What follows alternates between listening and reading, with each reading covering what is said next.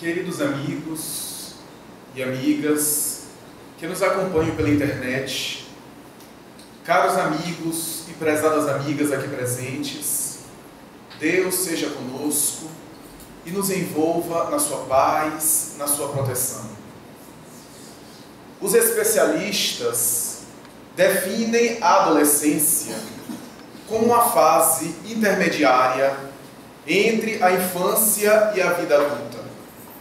Tecnicamente falando, se nós quisermos conceituar de maneira generalizada, a adolescência compreenderia, portanto, essa fase, porque, para além disso, cada área e especialista, cada autor das ciências do comportamento, na sociologia, na educação e na psicologia, definem a adolescência com enfoques muito particulares, com enfoques diversos e distintos.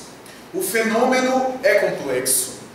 E graças a essa complexidade, nós temos uma série de definições e, ao mesmo tempo, dificuldades de delimitar, apresentando um conceito global, um conceito consensual, a respeito desse fenômeno que, para a maioria dos estudiosos, é um fenômeno socialmente construído, culturalmente estabelecido, e cuja definição varia de cultura para cultura, cuja definição vai variar ou vai se alterar leve ou sensivelmente, a depender do local, do clima e da sociedade organizada na qual o próprio adolescente é examinado como fenômeno social, emocional e do desenvolvimento humano.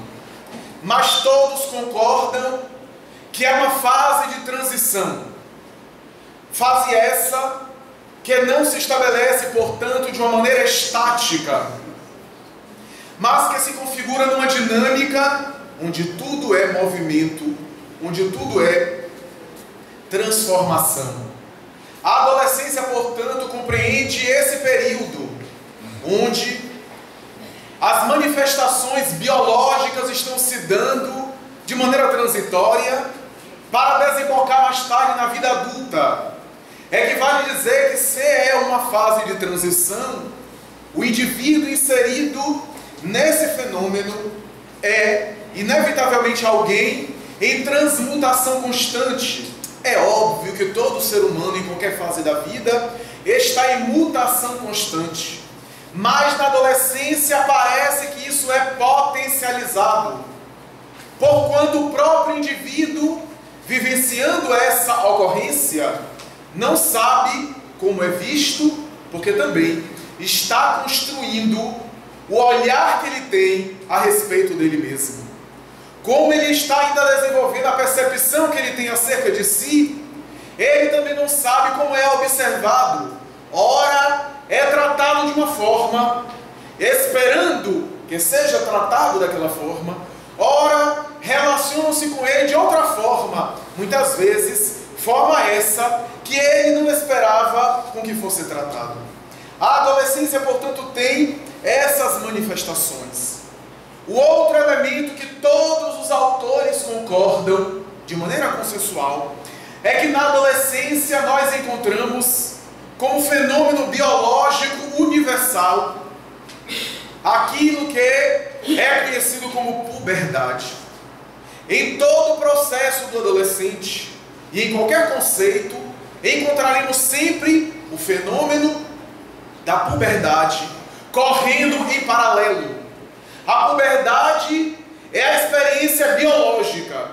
A adolescência é a experiência sociocultural ou psicossocial, como se queira.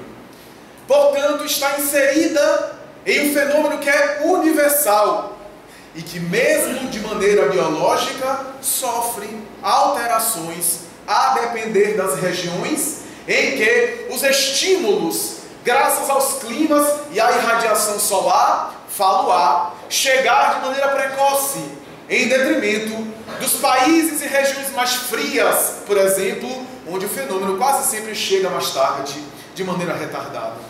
Essa experiência, portanto, da puberdade, que também tem alterações, dificulta, do ponto de vista teórico, metodológico, do ponto de vista epistemológico, a definição absoluta, consensual, coletiva, geral, acerca da adolescência. Mas de uma maneira genérica, de uma maneira predominante entre os autores, poderemos dizer que a adolescência compreende mais ou menos, aproximadamente, o período que vai dos 14 anos até os 18 anos. Aos autores defendem a ideia de que esse é um período genérico, geral, naturalmente que sem entrar em considerações e minudências, porque é óbvio que a maioria dos especialistas defendem que o fenômeno se dá na menina de maneira mais precoce e no menino depois, e que naturalmente vai se prolongar na menina um pouco depois do que no menino, mas que de maneira geral, variando de autor para autor, poderíamos colocar 14 anos no início e 18 para encerrar. Como nós nos referimos nos climas tropicais, onde a incidência solar é mais acentuada, quase sempre há um estímulo precoce para o aparecer da puberdade, em face do que a própria incidência solar sobre o organismo, e segundo alguns autores sobre determinadas etnias, determinadas raças, parece provocar de maneira mais precoce o fenômeno do desenvolvimento da puberdade. A adolescência, no entanto, é mais complexa do que um fenômeno exclusivamente biológico. O adolescente, como nós dissemos, ora é tratado como adulto, ora é tratado como criança. E muitas vezes ele não sabe e não conhece a sua própria identidade social. Ora espera ser tratado como um adulto, e ora tem expectativa de que tratem-no como criança. O que confundem muito esses elementos, fazendo com que eles sejam um ser, de maneira geral, em profunda crise, não no sentido negativo, em profunda transformação, em profunda ebulição. O corpo em formação faz com que ele não tenha total consciência corporal. E essa ausência de consciência corporal, em que às vezes determinadas regiões físicas se desenvolvem em detrimento de outras, é o menino que às vezes se desenvolve mais o braço do que o tronco, ou o tronco primeiro, depois os braços, e muitas vezes desengonçado, não sabe muito bem como se locomover, esbarra em qualquer lugar, se bate em qualquer objeto, em qualquer pessoa. Ele está desenvolvendo a sua consciência corporal, o seu senso geográfico, o seu conceito de si mesmo em termos físicos, a sua autoimagem, como preferem os psicólogos. Essa estruturação vai fazer com que ele também tenha dificuldade em ser reconhecido, em encontrar o seu lugar, e tenha conflitos, desenvolva conflitos e questionamentos acerca de como é percebido, como é visualizado pelas outras pessoas. Esse corpo em formação, então, indiretamente propele-o à formação da sua identidade social. Por isso, em adolescência, sempre fazemos alusão ao desenvolvimento do seu senso de identidade. Porque ora ele quer uma coisa agora, amanhã ele já pensa de maneira diametralmente oposta.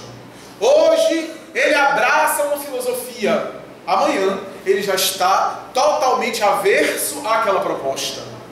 Agora ele é fã de determinada celebridade, amanhã ele já odeia aquela pessoa. O jovem, o adolescente, variavelmente ele oscila, porque ele está construindo esses conceitos, é natural. É uma fase perfeitamente compreensível.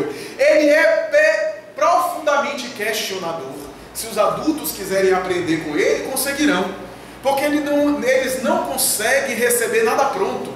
E aqueles que querem preparar alguma coisa totalmente pronta para o adolescente se dão mal, porque normalmente eles desestruturam as coisas através dos seus questionamentos, porque eles próprios estão em ebulição. Então eles questionam, é o menino, o filho do sexo masculino, que muitas vezes implica com a mãe, é o segundo marido da mãe. A mãe vai sair dessa forma, com essa roupa? Finge que não me conhece não, e às vezes ele até tem razão. Se a mãe quiser amadurecer com ele e fazer uma autoanálise, vai perceber que às vezes, porque ele é profundamente crítico dos seus pais. Ou a menina que implica com seus pais. É a fase, portanto, que é compreensível, que está naturalmente em um desenvolvimento do seu senso, do seu discernimento. Segundo os especialistas em psicologia do desenvolvimento, é uma espécie de segundo parto, o parto social. Além do parto biológico, agora o parto social, que é desvencilhar-se daqueles padrões do ponto de vista psicossocial dos pais para desenvolver os seus próprios conceitos. É o famoso choque de gerações, onde ele começa a questionar todas aquelas referências estabelecidas. Nada dos seus pais está certo. Ele é que está certo, é ele que tem a razão. Então ele questiona. E ele está tentando se inserir socialmente, porque a princípio ele parece ser a sombra ou a extensão dos próprios pais.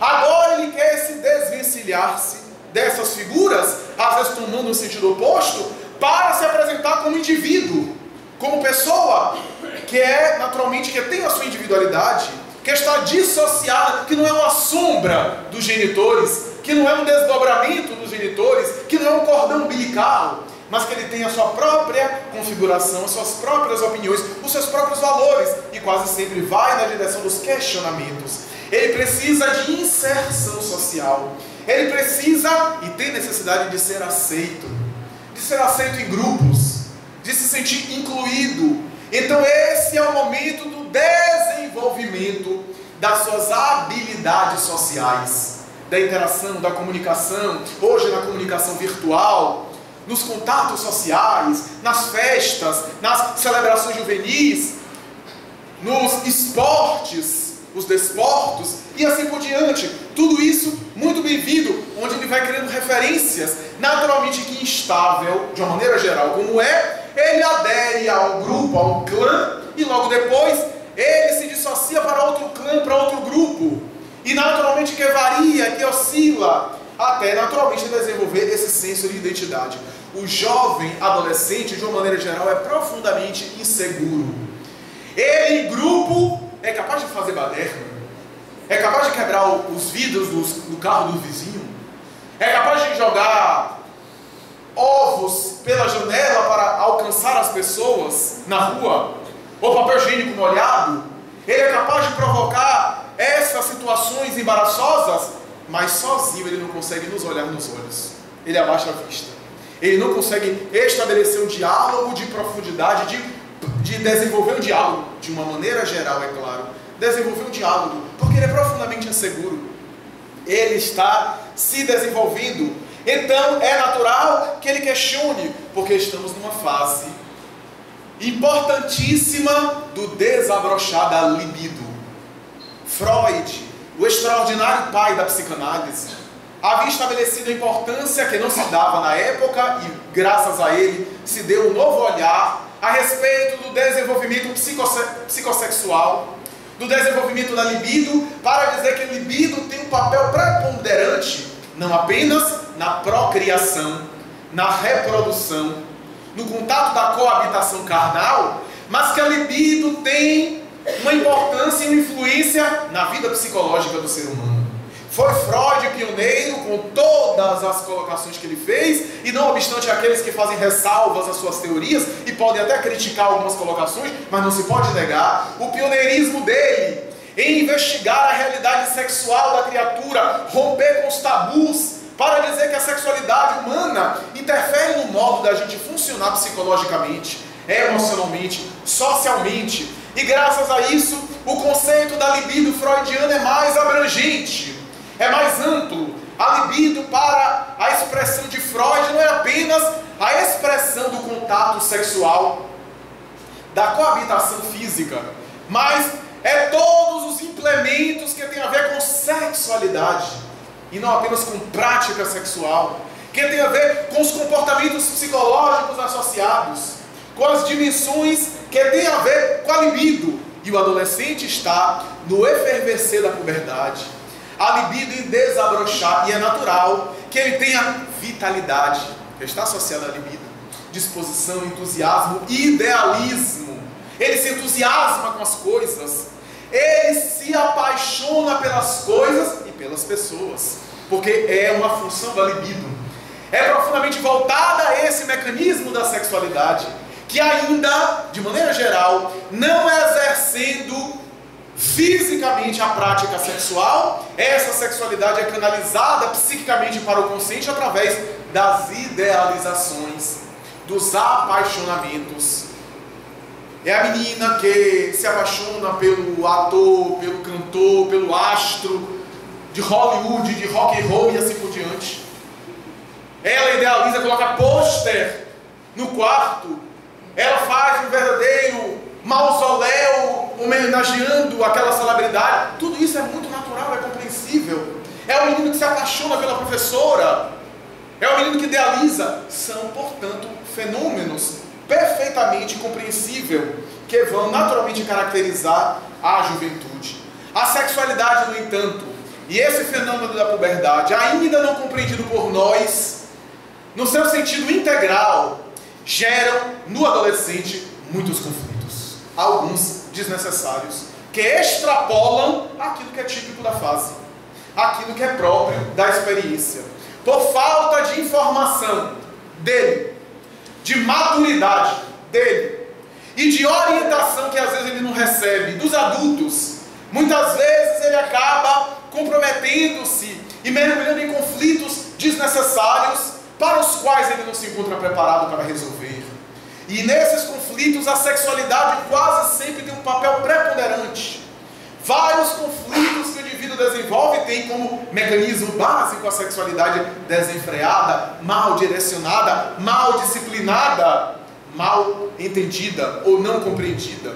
André Luiz, o espírito nobre, através das mãos sempre saudosas de Chico Xavier, na obra No Mundo Maior, no capítulo 11, vai dizer que a humanidade sempre foi vítima de várias epidemias, de várias pestes, e ele cita a peste dos bubões, chamada também peste de Justiniano, que no século VI, na Eurásia, Europa e Ásia, assassinou 50 milhões de pessoas. Naquela época, a população era mais reduzida.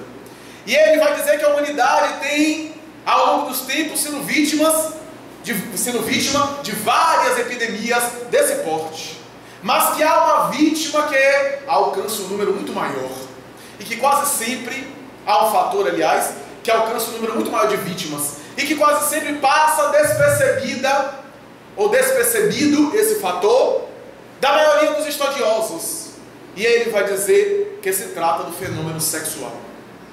Chega a dizer André Luiz, nesse mesmo capítulo da obra referida, que o sexo tem sido base para uma série de loucuras, para internamentos psiquiátricos, em que por detrás daquela loucura psicótica, a esquizofrenia e uma série de problemas, muitas vezes, em alguns casos, temos um conflito muito grande da libido, da sexualidade, que tem passado despercebido pelas pessoas.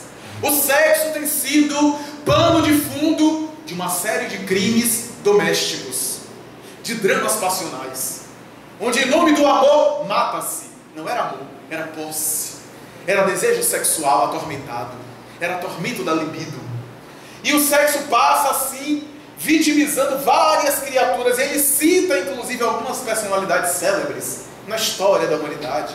Quando nos recordamos de Cleópatra, a rainha do Egito, Júlio César, Marco Antônio, quando nos recordamos de Nero, de Calígula, quando nós nos recordamos das grandes cortes europeias da Idade Média, os Habsburgos, os Bourbons, os Médicis, os Borgias em pleno Vaticano, no papado da Igreja Romana, veremos o fenômeno atormentante de uma sexualidade mal compreendida, levada aos exageros das disfunções da libido, a promiscuidade sexual, os tormentos de uma mente não disciplinada, que naturalmente vai gerar uma série de aberrações e que vão mais tarde engendrar o suicídio.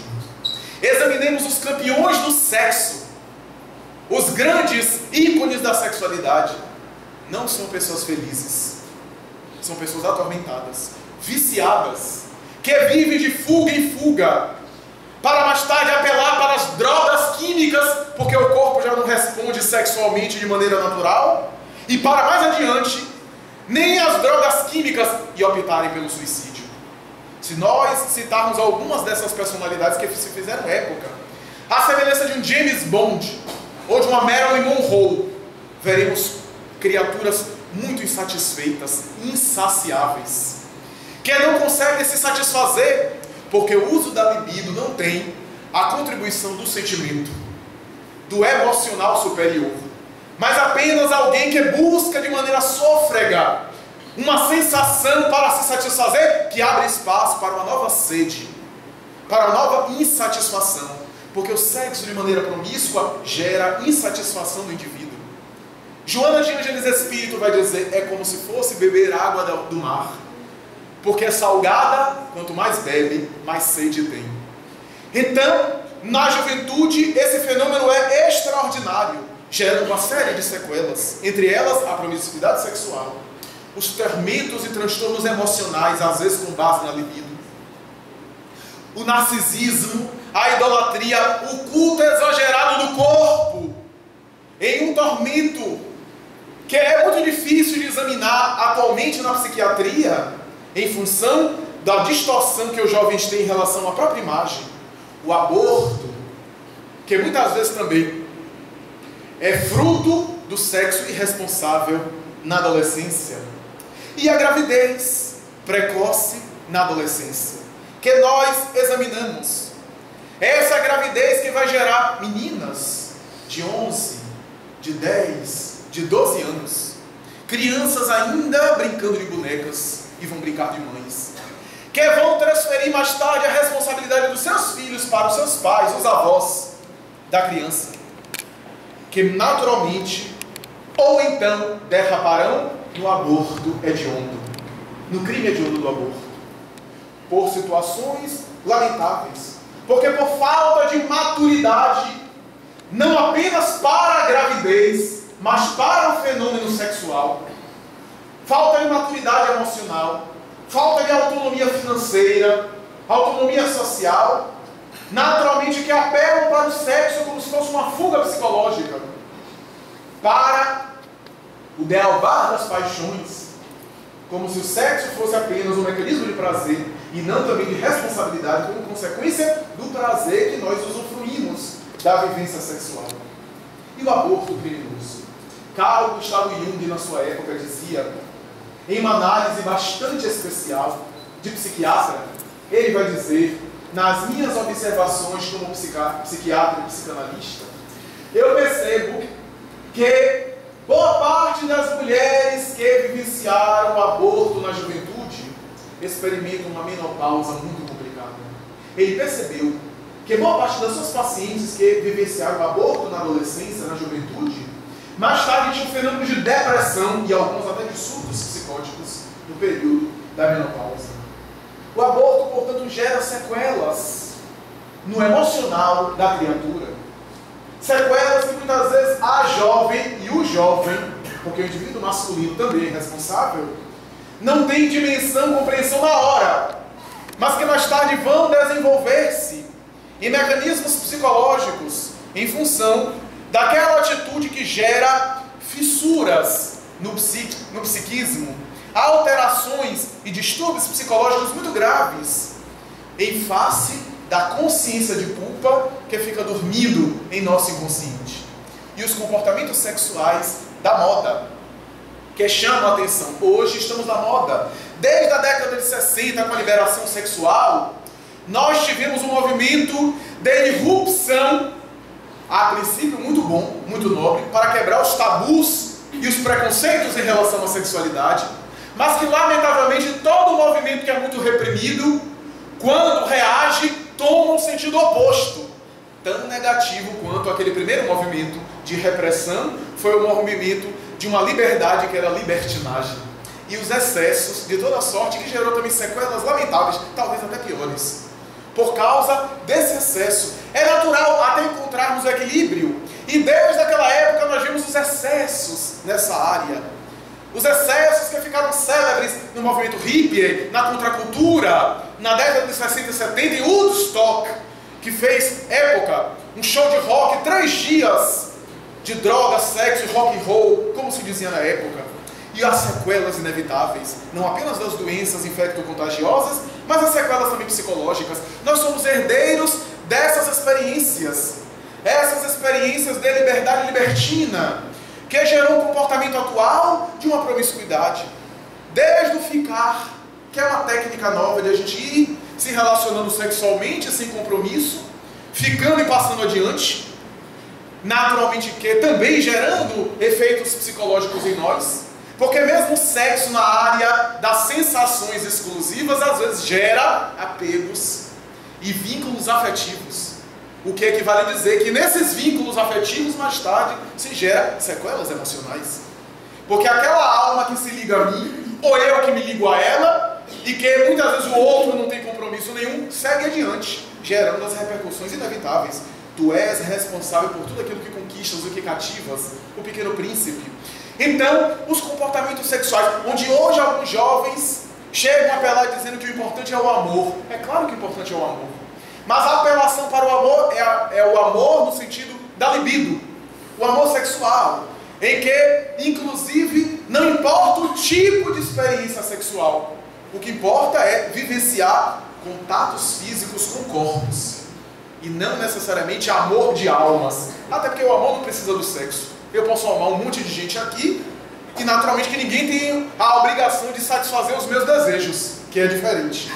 Então, é essa apelação, é esse slogan que existe hoje para a promiscuidade de toda sorte, onde, em alguns casos, a postura sexual que se apresenta aparentemente de determinada orientação sexual não é verdadeira, é apenas um comportamento de moda, em que os jovens, por conta desse momento, dizem: eu sou heterossexual, ou eu sou homossexual, ou eu sou bissexual, não necessariamente como uma tendência legítima, mas como algo que é estimulado por uma cultura específica que apela para a promiscuidade. Allan Kardec, o notável codificador do espiritismo, após desvendar o mundo espiritual, provando a imortalidade da alma em laboratório, por intermédio do fenômeno mediúnico, graças à mediunidade que ele utilizou como instrumento metodológico para chegar ao mundo espiritual e desvelar para nós as peripécias da vida do além-túmulo, Allan Kardec se interessou pela questão. No item 385, ele interroga os espíritos bons, as entidades angélicas, na seguinte colocação: qual é a causa da mudança de comportamento que se opera no indivíduo que alcança a adolescência ou que sai da adolescência e alcança a vida adulta? Qual é a causa dessa mudança de comportamento que acontece na adolescência para a vida adulta? E as entidades, e Kardec ainda diz: é o espírito que muda de comportamento? E as entidades respondem: não, é o espírito que retoma o seu passado. Porque na infância, e os espíritos dão uma aula de psicologia do desenvolvimento, é uma das colocações mais belas do desenvolvimento humano presente na codificação. Os espíritos vão dizer que na infância o cérebro está em desenvolvimento, e portanto o ser espiritual está um tanto anestesiado, porque mergulhando na matéria, a reencarnação se dá por processos, começa na fecundação, mas vai se dando, vai se completando ao longo dos anos, vai mergulhando no corpo físico, se apropriando do seu patrimônio material, da sua estrutura física, e naturalmente que à medida que ele vai se integrando, através do perispírito, diz André Luiz, por intermédio da corrente sanguínea, vai se integrando no corpo físico e naturalmente assumindo a sua personalidade. Nessa fase de infância, o cérebro ainda em desenvolvimento, o espírito está um tanto anestesiado, daí parece ter um ar de inocência, a criança. Jesus chegou a dizer: bem-aventurados aqueles que se assemelham a crianças, porque é um símbolo de pureza. Não que toda criança é pura, mas parece ter um símbolo de pureza, de inocência, porque tudo na criança são sonhos, são curiosidades, são criatividades, e a natureza fez assim com sabedoria, para que inspire ternura, afetividade, carinho e proteção dos adultos, para cuidar daquela alma que chega. Kardec vai dizer, se a alma desde cedo apresentasse os seus instintos assassinos, por exemplo, os seus instintos criminosos, talvez geraria uma repulsa muito maior dos adultos. Então é natural que vem naturalmente dependente para que nós os eduquemos. E Allan Kardec vai dizer, todo animal mamífero em um ano chega na vida adulta. Uma infância muito curta. O ser humano é um animal que tem a infância mais larga, para que os adultos possam aproveitar esse período e imprimir hábitos saudáveis, gerar hábitos saudáveis, para ir transformando aquele ser espiritual.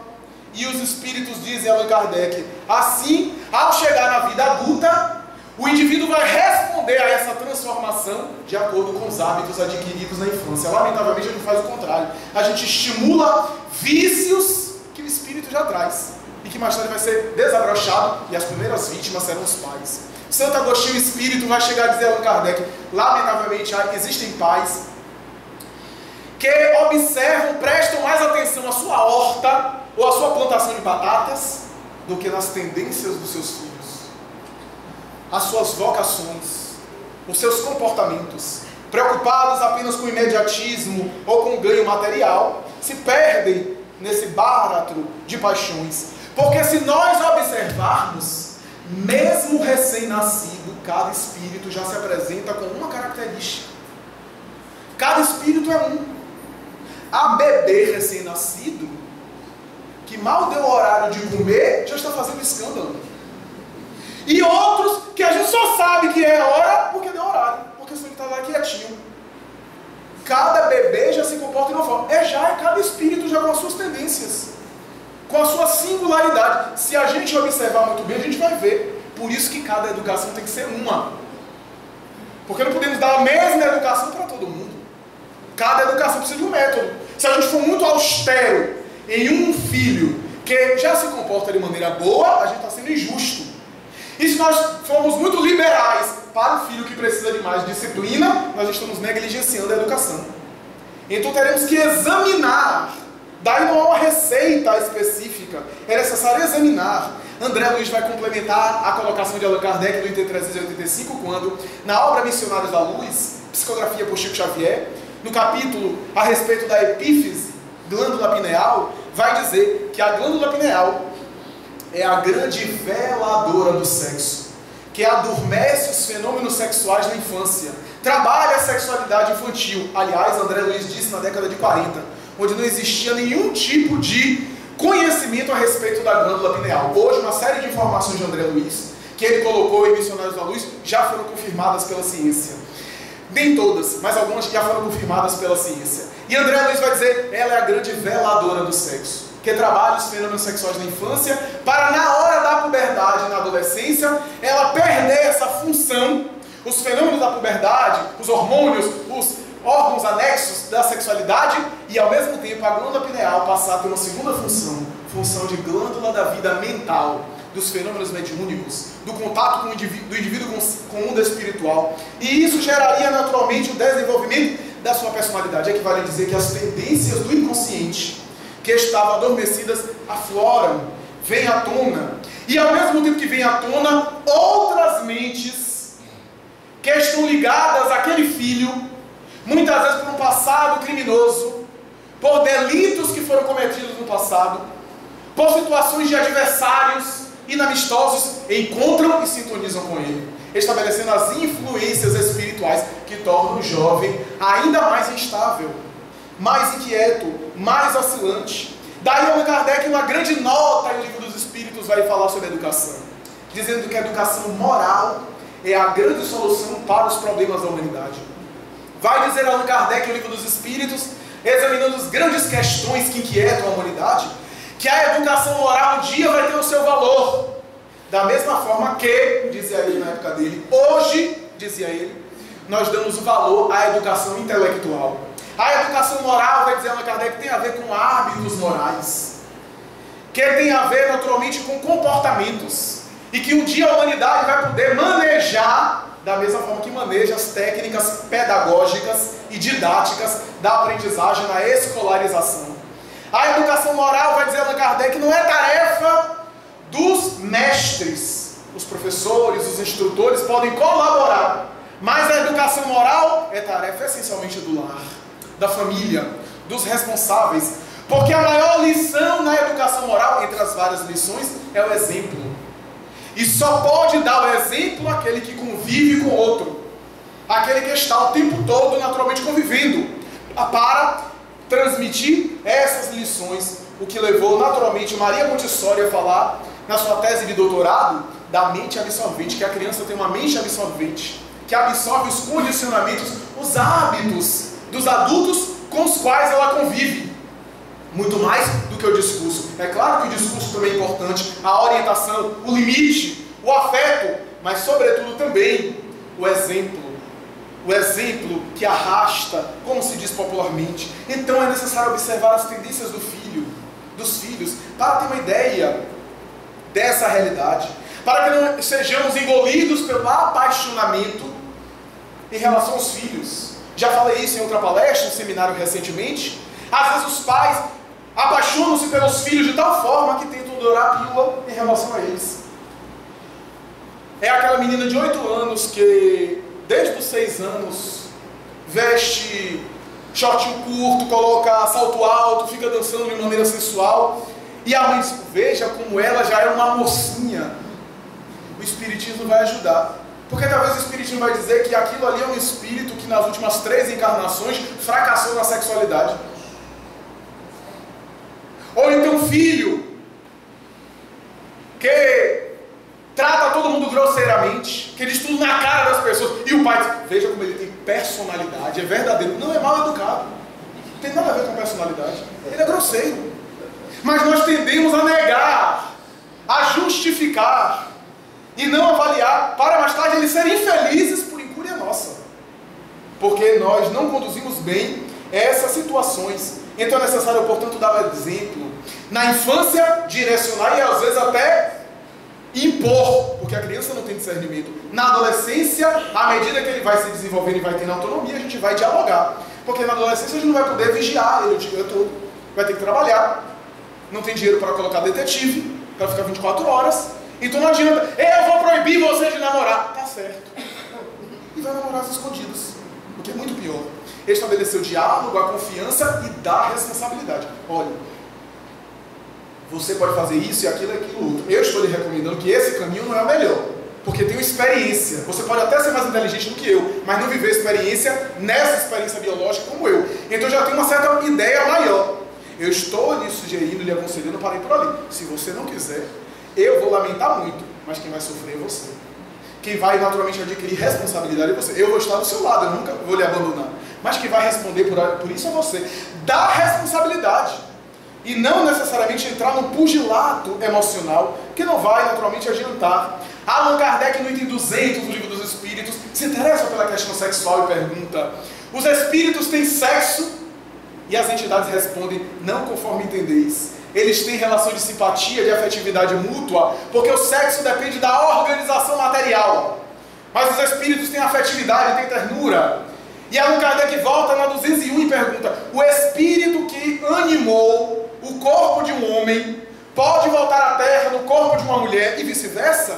E as entidades respondem sem sombra de dúvida, porque são os mesmos espíritos que reencarnam em homens e que reencarnam em mulheres. Allan Kardec coloca uma nota de rodapé e vai dizer, se os homens só reencarnassem como homens, só saberiam que os homens sabem. É que vale dizer, em uma época de machismo, que o espírito, ao reencarnar no corpo feminino, em face dos seus hormônios, desenvolve determinadas aptidões mais típicas do sexo feminino.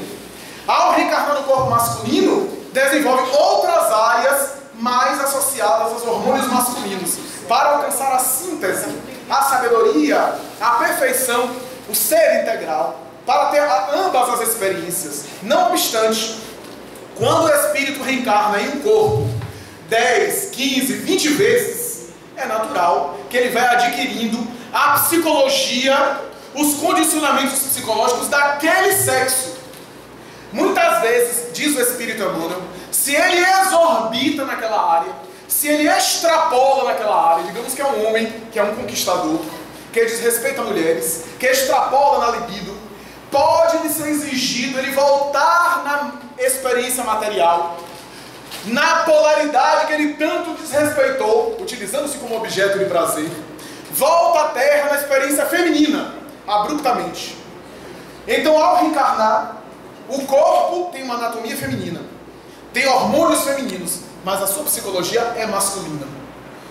Ele, naturalmente, se exercer na sexualidade, esses condicionamentos psicológicos é que vale dizer, dá preferência às suas tendências psicológicas, mais do que as tendências anatômicas, surge aí o comportamento homossexual.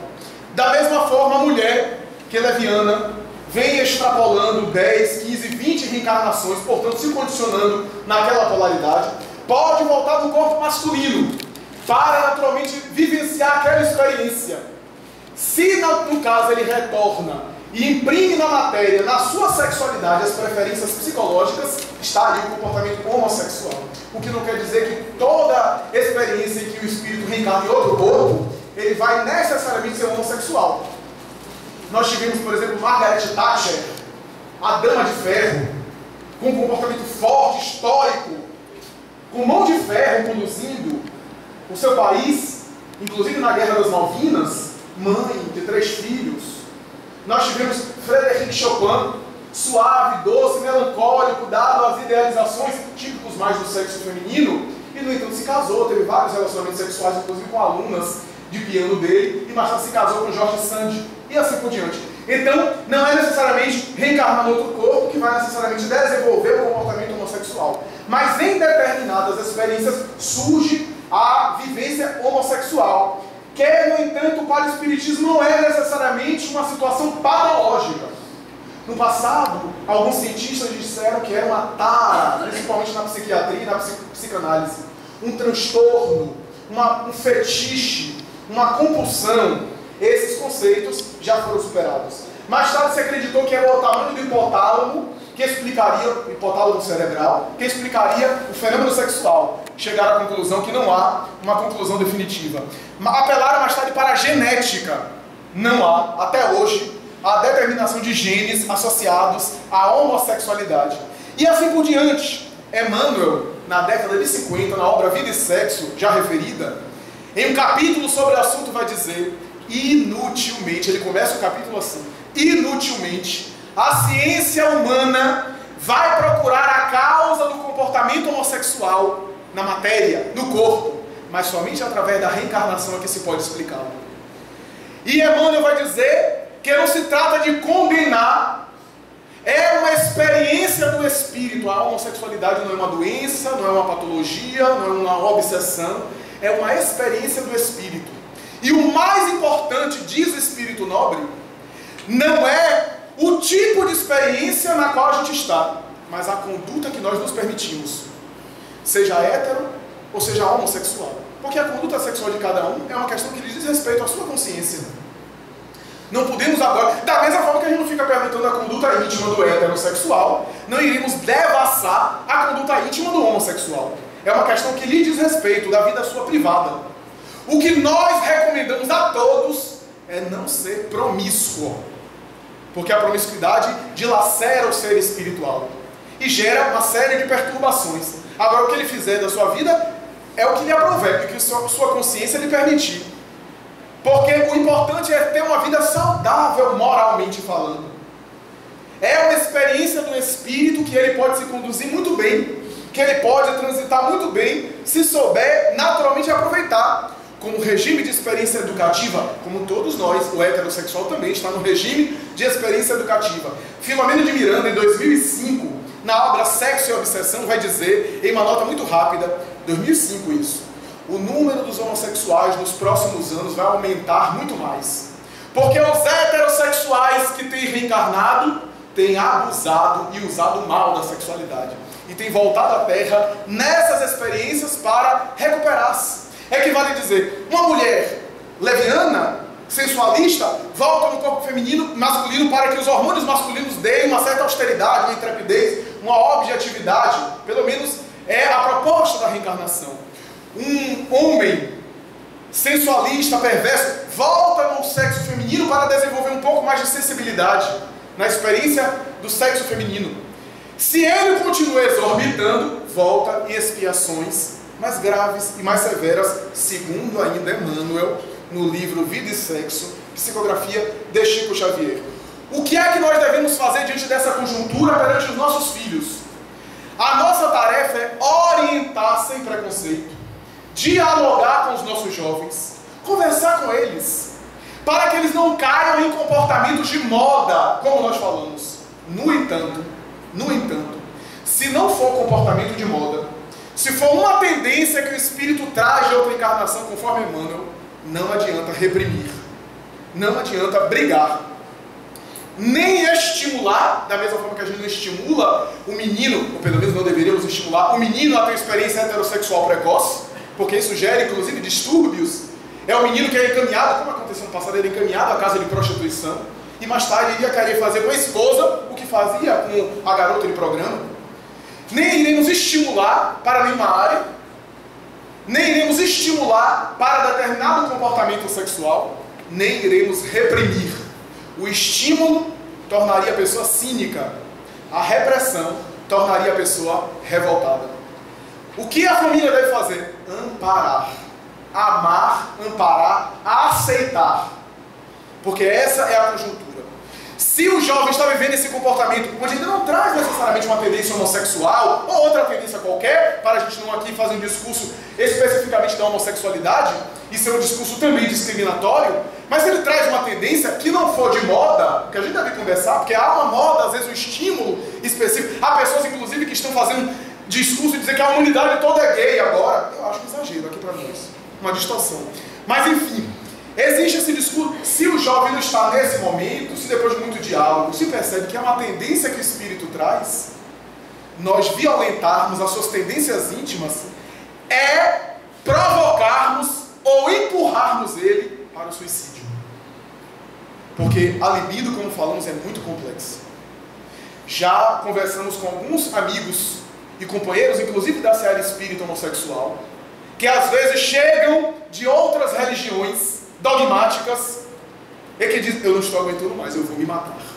Ele diz: você vai resolver a situação justamente pela solução que não soluciona, pelo expediente que não vai resolver a situação. Então é muito fácil a gente dizer: suba a montanha, mas nem nós conseguimos subir. Então, misericórdia eu quero, disse Jesus. Amparar o filho, amá-lo, orientá-lo. Nós temos o direito de orientar sexualmente, de conversar sobre a sexualidade, até para romper os mitos, mas também, naturalmente, que ampará-lo se ele vai manifestando ao longo dos tempos determinada tendência para a qual nós não esperávamos. Se nós amamos os animais, se nós amamos outras espécies, por que não vamos amar o irmão nosso, um filho ou até uma pessoa, compreender somente porque ele está em uma experiência psicológica diferente da nossa? E eu vejo religiosos dizendo: porque Deus vai castigar, Deus vai encaminhar para os infernos. Como é que sabe? É procurador de Deus? Deus falou para ele? E se Deus de alguma forma ao infinito fez daquela forma? É uma questão muito delicada, para não resvalarmos no preconceito. Mas a importância da adolescência, meus amigos, para concluir, gostaríamos de concluir com essa ideia, a importância da adolescência. Quando recordo-me de grandes vultos que na adolescência se tornaram missionários. João Evangelista, considerado por Jesus o discípulo amado, porque sacrificou a taça da sua juventude, sacrificou entre aspas, conhecendo Jesus com 16 anos de idade. E mais tarde Jesus vai dizer: e ele não experimentará da morte, isso é, não provará do holocausto. Realmente, de todos os apóstolos, foi o único que morreu de idade avançada. Todos os outros morreram de maneira violenta. Chegou até idade avançada e foi mais tarde o futuro evangelista. Esse notável e doce poeta João da juventude, que tantos exemplos nos deu, e segundo a tradição espiritual, mais tarde reencarnaria como Francisco de Assis.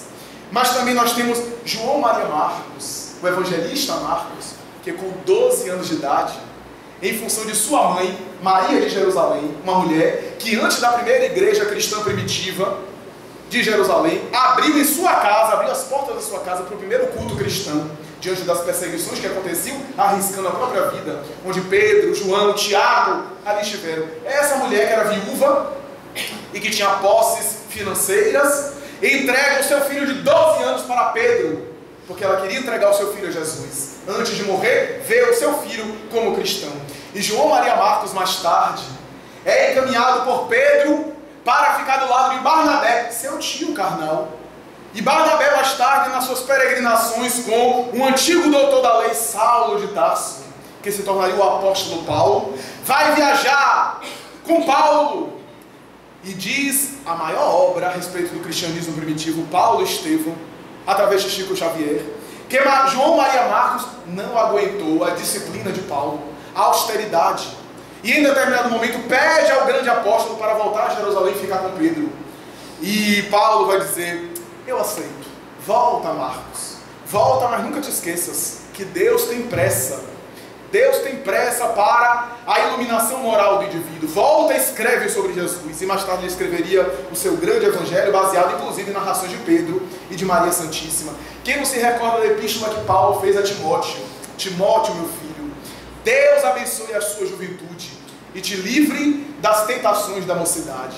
Quem não se recorda das médiuns que Kardec utilizou? 12, 14, 15 anos. Quem não se recorda de Joana d'Arc, que aos 14 anos viu as vozes de Santa Catarina, de Santo Agostinho, para proteger a genética francesa, a consanguinidade, através da coroação de Carlos IX, para mais tarde, aquela genética propiciar a reencarnação de Allan Kardec, segundo o Espírito Emmanuel, na obra A Caminho da Luz.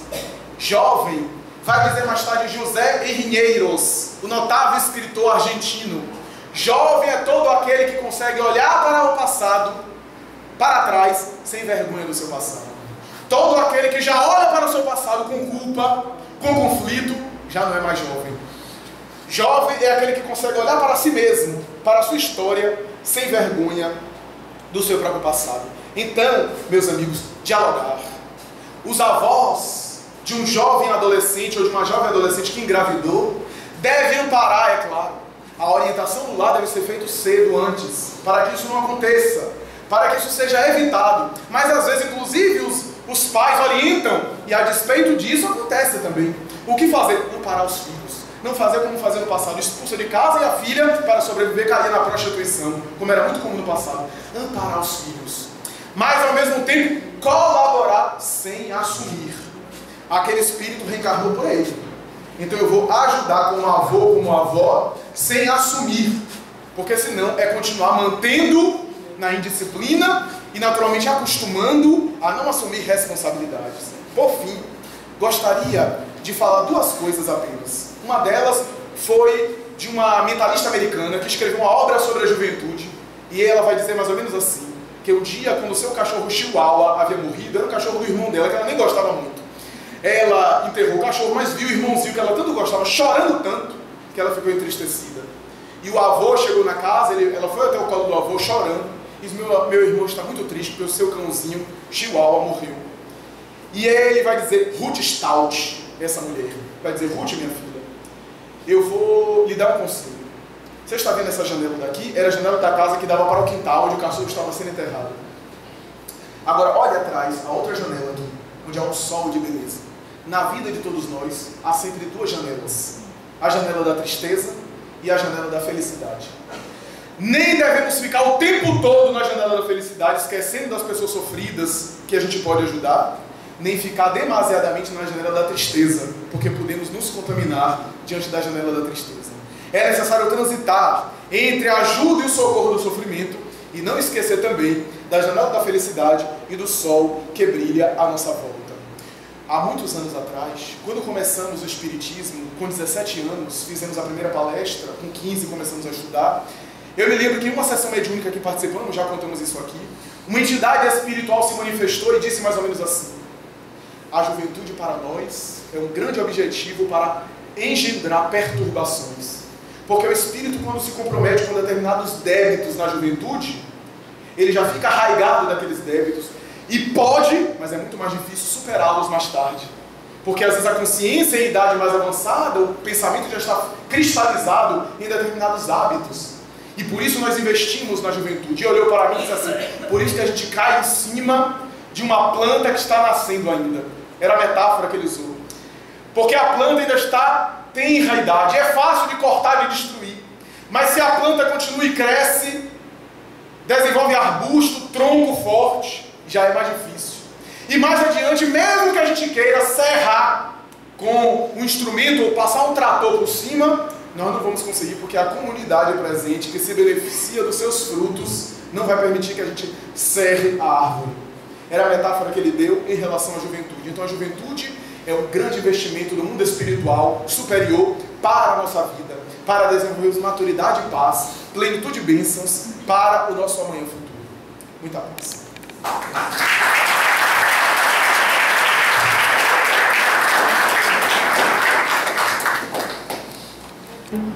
Tudo bem? Na verdade, eu teria várias perguntas para lhe fazer. Mas como você abordou a mediunidade na adolescência, eu vou me focar exatamente nessa situação. A minha mediunidade eclodiu quando eu tinha 17 anos, juntamente com a mediunidade de minha irmã, na época tinha 15 anos. E foi um momento bastante difícil para a gente, porque nós não entendíamos o que era, né? Nada. Na verdade, nós não entendíamos nada de nada.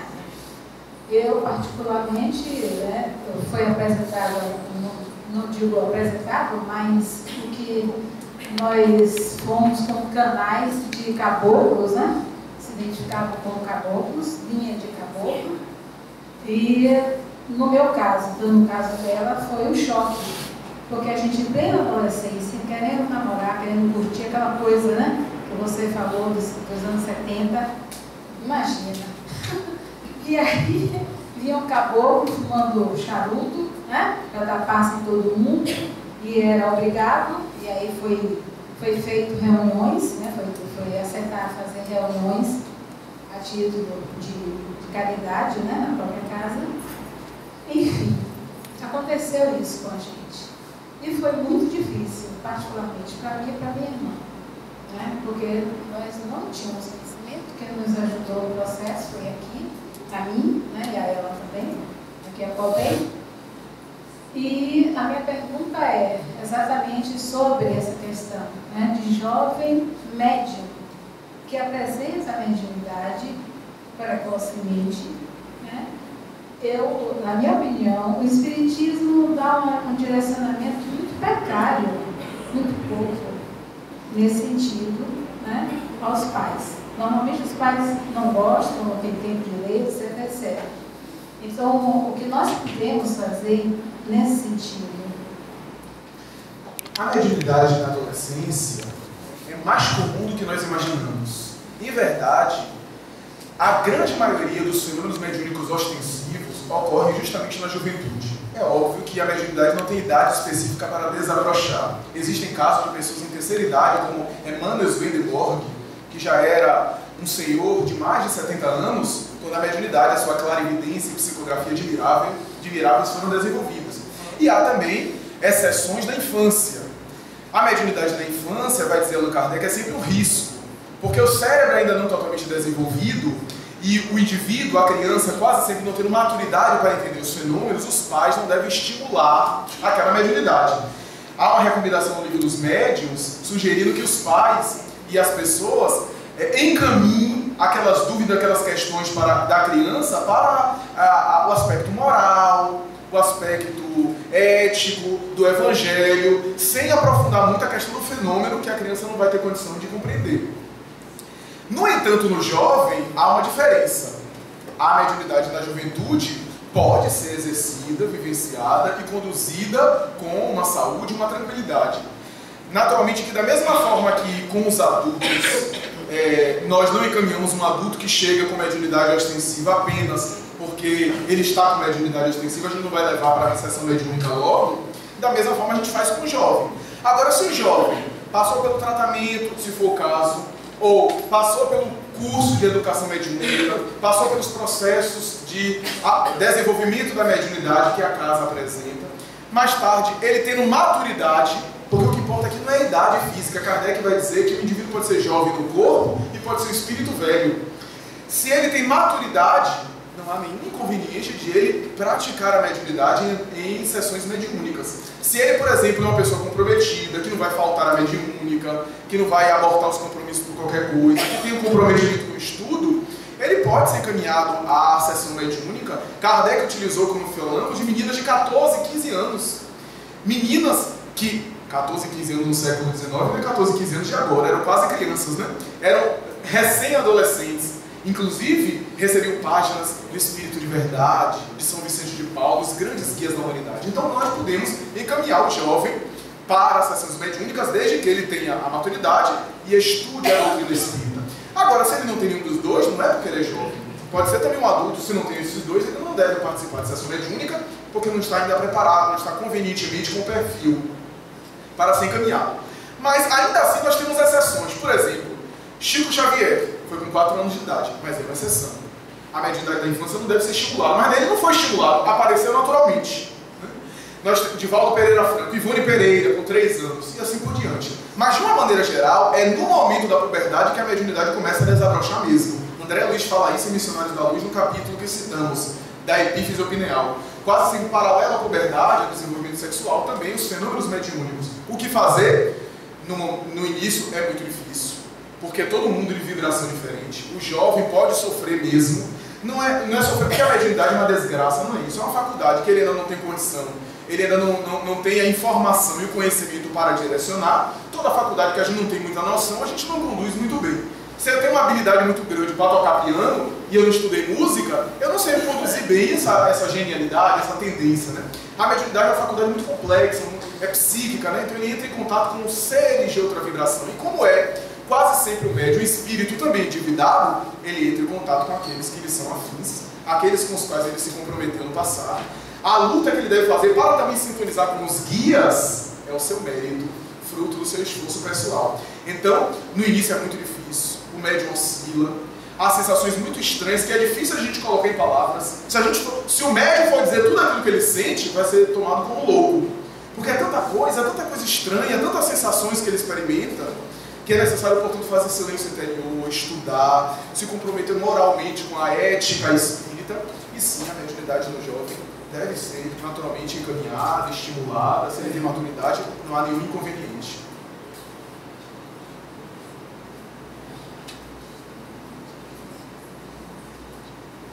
A próxima pergunta e a última é essa.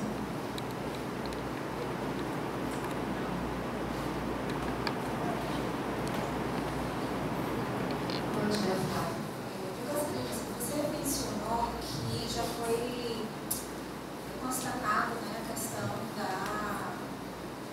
reencarnação por psicólogos, né, pela medicina. Eu gostaria de saber qual é a literatura que fala sobre isso. No caso da reencarnação, nós comentamos da epífise opineal, né, que alguns elementos na medicina comprovam aquilo que André Luiz falou na década de 40. Por exemplo, André Luiz fala do controle sexual, né, que a pineal exerce. Nós sabemos hoje que a pineal sintetiza melatonina, os hormônios, inclusive, que dá a ideia dos ciclos biológicos, dos ciclos circadianos, sono e vigília. Daí, em um ambiente escuro, o organismo produz melatonina, e o ambiente claro tende a diminuir a quantidade de melatonina. Se reconheceu, se constatou recentemente, alguns anos atrás, que o corpo que tem uma quantidade maior de melatonina, normalmente tem também um desenvolvimento sexual precoce. E a diminuição de melatonina gera um retardamento do fenômeno sexual.